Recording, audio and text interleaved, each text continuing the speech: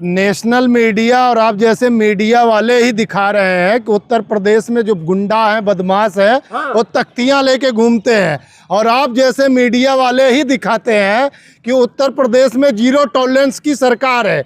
लेकिन आप देखिए, शिक्षा के मंदिर में प्रिंसिपल के ऑफिस के सामने स्टूडेंट, जिनको हमारे देश का और राज्य का भविष्य कहा जाता है, आज उनके हाथ में हथियार है। और ये हमारे देश की आज क्या विडंबना है कि जो स्टूडेंट हमारे राफेल बनाते, जो मिसाइल बनाते, हमारे देश को उद्धार करने का काम करते, आज वो बंदूक लेकर गुंडों का एक्टिंग करने का काम कर रहे हैं, क्योंकि यह सरकार कराने का काम कर रही है। आप सर योगी आदित्यनाथ जी पर भरोसा रखिए। आप लोग योगी आदित्यनाथ जी पे भरोसा रखे कि अपने देश के प्रधानमंत्री पे रखे। हमारे बनारस वाराणसी के संसदीय क्षेत्र प्रधानमंत्री मोदी जी का है।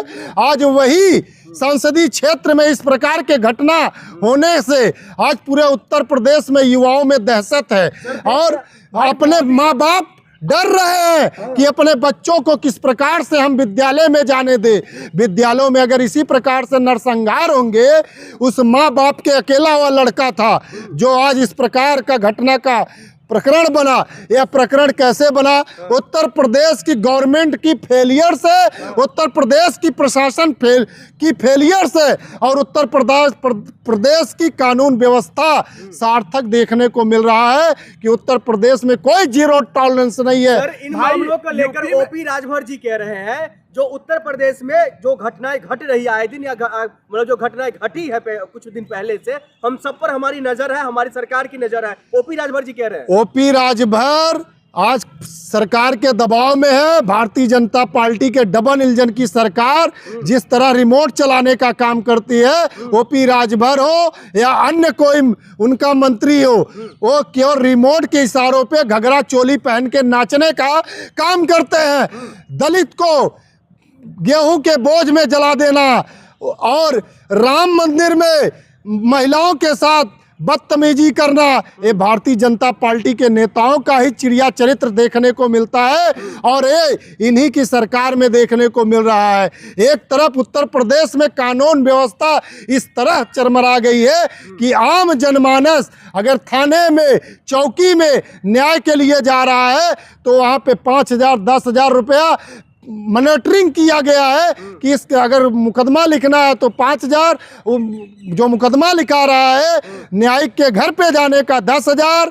इस प्रकार से उनकी कानून व्यवस्थाएं चल रही है। और आला कानून का राज है, गुंडे माफिया भाग गए यूपी छोड़कर।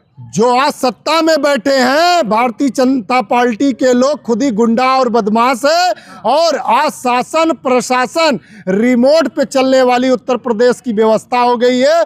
जिस प्रकार से हमने बताया ना कि जितना उत्तर प्रदेश की गवर्नमेंट और भारतीय जनता पार्टी की गवर्नमेंट जिधर रिमोट चलाएगी, उधर वो शासन हो या प्रशासन हो या राजनीतिक दल भारतीय जनता पार्टी के नेता हो, एक घघरा चोली पहन के उधर ही नाचना चालू कर देते हैं। आप बनारस से आए हैं, मोदी जी आपके सांसद हैं, वो कह रहे बनारस को लंदन बना दिया हमने। अरे बनारस को लंदन नहीं, बनारस को जहन्नम बना दिया है।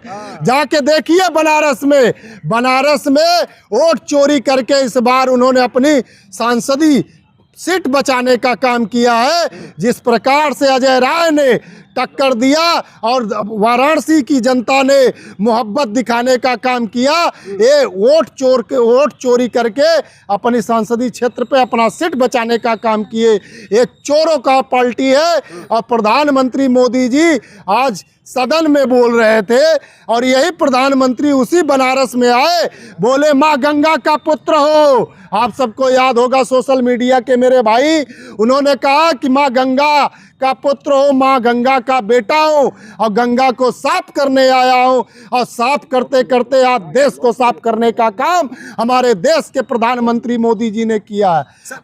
सर लेकिन सवाल यह है जो इन मामलों को लेकर के ब्रजेश पाठक जी जो उप मुख्यमंत्री है वो मीटिंग कर रहे हैं, लेकिन वहीं दूसरी तरफ जो है इसमें मुख्यमंत्री जी गैर मौजूदगी रहते हैं, इसको फिर कैसे देख रहे हैं? देखिए, ब्रजेश पाठक जी हो, केशव प्रसाद मौर्य जी हो, ये सब रिमोट के वो कठपुतली है कि जितना ऊपर हेडक्वार्टर से आदेश होगा उतना ही मुंह खुलेगा, क्योंकि हम लोकतंत्र और संवैधानिक बात रखने वाले, कांग्रेस पार्टी के विचारधारा को और देश के विचारधारा को आगे करने वाले हैं, लेकिन ये मनुवाद और ये अहिंसकवादी लोग जो है ये ना संविधान को मानते हैं और ना ये लोकतंत्र को मानते हैं। ये सिर्फ हिटलर शाही दिखाने का काम करने वाली ये सरकार योगी है। जी का राज चल रहा है, बुलडोजर चल रहा है, यूपी की जनता तो खुश है। उत्तर प्रदेश की जनता खुश नहीं है। उत्तर प्रदेश की जनता लुट रही है। उत्तर प्रदेश की जनता विवश है। और जिस प्रकार अंग्रेजों ने विवश किया था और अंग्रेजों से लोहा लेकर कांग्रेस पार्टी ने ईंट से ईंट बजाने का काम किया था, अब वो समय आ गया है। हमारे देश के यूथ जाग चुके हैं और कांग्रेस पार्टी के साथ मिलकर इस भारतीय जनता पार्टी का सोपड़ा भी साफ करके ये भारतीय जनता पार्टी के ऐसे योगी आदित्यनाथ जैसे कई नेताओं को भगाने का काम करेंगे। भाई मुसलमानों के चूड़ी टाइट हो रहा है यूपी में, आप तो हिंदू है, खुश रहिए ना। मुसलमानों की चूड़ी कैसे टाइट कर रहे हैं? क्यों हमारे देश के नागरिक नहीं है मुसलमान? हमारे देश के विकास में सबसे ज़्यादा अगर योगदान है तो मुसलमान भाइयों का। हमारे देश की आज़ादी में अगर सबसे बड़ा योगदान है तो मुसलमानों का। अगर आप पुरानी इतिहासों को भी अगर उठा के देखते हैं तो भी आपको मुसलमानों का योगदान देखने को मिलेगा। देश की आज़ादी में खजाना खोलने का भी काम मुसलमानों ने क्या किया। बात कर रहे हैं? कुलदीप कुमार जो सीईओ है संभल के, वो तो साफ साफ मुसलमानों को धमकी दे रहे हैं। अगर आपको दिक्कत है तो छोड़ दीजिए संभल। उसको संविधान के 2 अक्षर पढ़ लेना चाहिए। वो सीईओ नहीं है, वो नेता का काम कर रहा है। उसको इस पद से इस्तीफा देना चाहिए। उसको नेता बनना चाहिए और नेता बनेगा। किसको? जो संभल का सीईओ जो है हाँ। वो नेता वाली भाषा बोल रहा है, भाषा वो भाजपा की भाषा बोल रहा है और वह संवैधानिक भाषा नहीं बोल रहा है। इसमें गलत क्या है? अगर मुसलमान जो है संभल के अंदर माहौल खराब करते तो सीईओ साहब पर ही ना जिम्मेदारी है। अरे प्रश्न आप सीधा क्यों नहीं करते? आप दब क्यों रहे हैं? आपको भी डर लग रहा है कि भारतीय जनता पार्टी की सरकार आपके ऊपर मुकदमा कर देगी? आप सीधा बात करिए ना। अमेरिका, इजराइल और ईरान की लड़ाई पे बात कर रहे हैं ना।